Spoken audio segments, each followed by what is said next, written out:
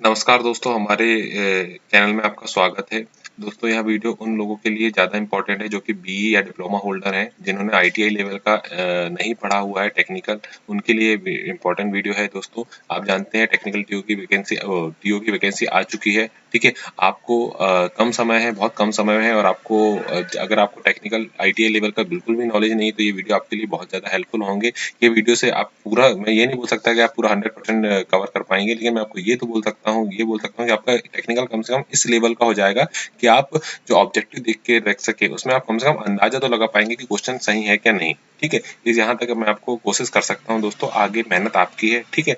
मैं कोशिश करूंगा कि इसमें केवल हम इंपॉर्टेंट टॉपिक कवर करें जो कि जिससे क्वेश्चन बनते हैं, क्योंकि जो स्ट्रीम है ये तो बहुत बड़ी है, ठीक है। आपका बहुत ज्यादा कोर्स है, लेकिन जहाँ से क्वेश्चन बन सकते हैं वहां से हम कवर करने की कोशिश करेंगे, ठीक है। तो हम शुरुआत करते हैं ज्यादा देर किए बिना, ठीक है। हम हीट इंजन के बारे में पढ़ रहे हैं। दो प्रकार के होते हैं, इंटरनल एक्सटर्नल, ठीक है। हमारे लिए इंटरनल इंपॉर्टेंट है। इंटरनल में पिस्टन टाइप और पिस्टन टाइप में रेसिप्रोकेटिंग टाइप, ठीक है।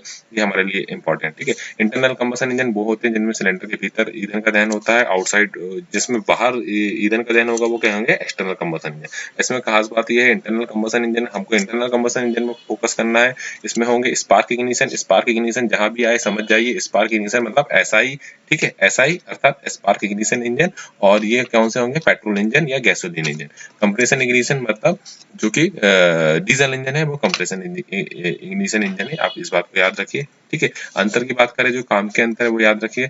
जो इंटरनल कंबशन इंजन है उसमें टेम्परेचर बहुत ज्यादा होता है इनसाइड सिलेंडर, जबकि आपका जो एक्सटर्नल कंबशन इंजन है उसमें टेम्परेचर कैसा होगा, कंपेयर में कम होगा, ठीक है। एग्जॉस्ट गैस का टेम्परेचर इंटरनल कंबशन इंजन में कितना होता है, 300 डिग्री सेंटीग्रेड, ठीक है। ये आपको याद रखना है दोस्तों। ये जो खास बात मैंने आपको बताई थी, इससे पहले एक मैंने वीडियो बनाया था एक डाटा शीट वाला। आपको क्या करना है, एक डाटा शीट बनाना है, उसमें आपको जैसे डाटा जहां भी मिले आपको उसको लिखते जाना है, ठीक है। ये आपके लास्ट में ऑब्जेक्टिव क्वेश्चन तैयार करने के लिए बहुत ज्यादा इंपॉर्टेंट होगा, क्योंकि इंसान लास्ट में डाटा भूल जाता है। इसलिए आप एक डाटा शीट करके कॉपी बना लीजिए, उसमें जितने भी डाटा आपकी थ्योरी पढ़ने के दौरान आते हैं सब लिखते जाइए, ठीक है, ताकि आप लास्ट में उसको कवर कर पाए, ठीक है। एफिशिएंसी की बात करें तो 40% होती है आईसी इंजन की लगभग, और एक्सटर्नल कंबशन की होती है 24%, ठीक है।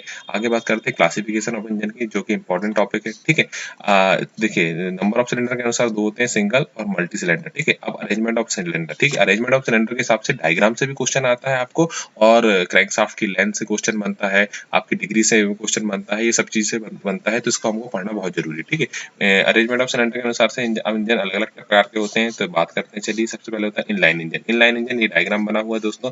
इनलाइन मतलब सिंपल सी बात है कि सिलेंडर कैसे होंगे, एक लाइन पे लगे होंगे। अब इसमें क्वेश्चन क्या बनता है भैया, आप पहचानोगे कैसे कि कौन सा नंबर सिलेंडर 1 है, कौन सा 4 है। तो याद रखिए, ये देखिए पीछे दिख रहा है फ्लाई व्हील बना हुआ है, ठीक है। आपको याद रखना है, फ्लाई व्हील हमेशा इंजन के पीछे लगाया जाता है, ठीक है। जो पिछला सिरा है वहां पे लगा रहता है फ्लाई व्हील, ठीक है। तो जो पिछला, जहां फ्लाई व्हील लगा है वो कौन सा हो गया, पिछला सिरा। तो अगला सिरा कौन सा होगा, जहाँ पे उसका अपोजिट वाला। तो देखिए यहाँ से गिनते हैं, 1 2 3 4, 4 सिलेंडर लगे हुए हैं इनलाइन इंजन में।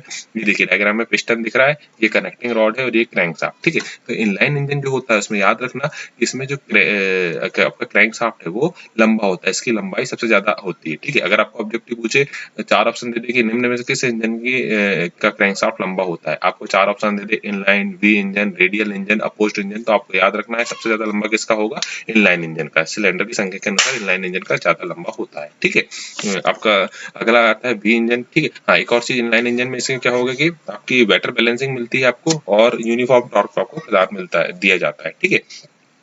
वी इंजन, वी इंजन की बात करें तो वी शेप होता है, इसका डिग्री होता है 60 डिग्री। देखिए ये डायग्राम बना हुआ है, दोनों के बीच का एंगल कितना होगा, यूजुअली 60 डिग्री होता है, ठीक है।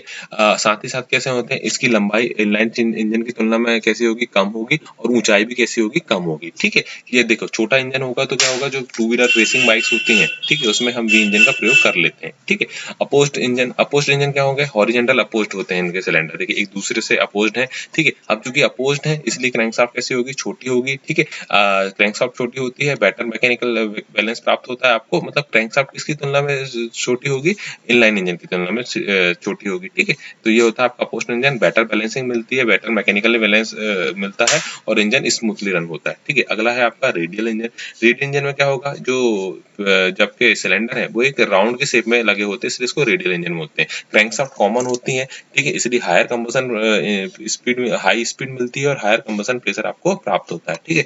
एरोप्लेन जो होती है पुराने समय आपने देखा होगा, एरोप्लेन जो चलती थी, ठीक है, जिसमें जेट इंजन नहीं होता था उस समय, जो आपका ग्लाइडर वगैरह जो सुना होगा आपने, उसमें किसका प्रयोग करते थे, इसी प्रकार के इंजन, रेडियल इंजन का प्रयोग किया जाता था। ठीक है, आगे बात करें नंबर ऑफ सिलेंडर के साथ, सिंगल सिलेंडर, ठीक है, जिसमें एक सिंगल सिलेंडर होगा, वह सिंगल सिलेंडर इंजन होगा। टू व्हीलर में यूज होता है, टू व्हीलर स्कूटर आदि में यूज होता है। साथ ही साथ आपने देखा होगा शादी विवाह में जो जनरेटर लगे होते हैं बिजली पैदा करने के लिए, उसमें भी सिंगल सिलेंडर डीजल इंजन लगा होता है। ठीक है, ये सिंगल सिलेंडर इंजन कैसे हो गया, बैलेंस, देखो आप सिंगल ही सिलेंडर है इसलिए थोड़ी बैलेंसिंग की प्रॉब्लम आती है इसमें। ठीक है, अगर हम बात करें सिंगल सिलेंडर मल्टी सिलेंडर कौन अधिक बैलेंस होगा, तो मल्टी सिलेंडर इंजन ज्यादा बैलेंस चलते हैं, ज्यादा पावर डेवलप करते हैं। ठीक है, मल्टी सिलेंडर इंजन, ठीक है, एक से ज्यादा सिलेंडर होंगे, ठीक है, और क्या होगा, ज्यादा स्मूथ आपको इंजन ऑपरेशन मिलेगा और बेटर बैलेंसिंग मिलेगी।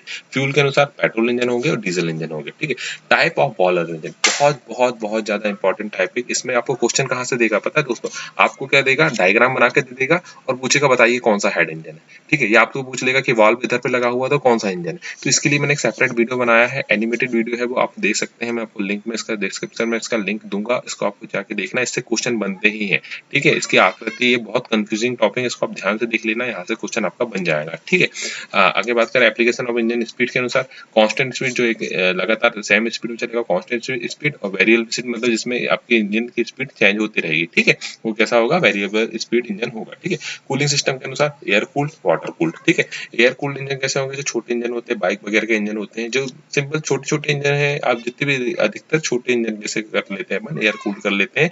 वाटर कूल्ड के इंजन कौन से होते हैं, जो साइज में बड़े होते हैं, जिनकी कैपेसिटी ज्यादा होती है, वो कैसे होते हैं, वाटर कूल्ड इंजन होते हैं। ठीक है, उसके बाद करें स्ट्रोक के अनुसार, 4 स्ट्रोक, 2 स्ट्रोक इंजन। ठीक है दोस्तों, तो ये सिंपल बेसिक वीडियो बनाया था दोस्तों। अगर आपको यह वीडियो पसंद आए तो आप कमेंट कीजिए, अगर आपको इस प्रकार के और वीडियो चाहिए तो आप मुझे कमेंट कीजिए, तो मैं आपको और वीडियो डालूंगा। और क्या सुधार हो सकता है वो भी मुझे बताइए, मतलब क्या सुधार का अर्थ, मेरा कहने का मतलब ये है कि आपकी समस्या क्या है, जो भी आपकी समस्या है वो भी आप इसमें पूछिए, तो मैं कोशिश करूंगा कि आप नेक्स्ट वीडियो में उनको कवर कर पाऊँ। धन्यवाद।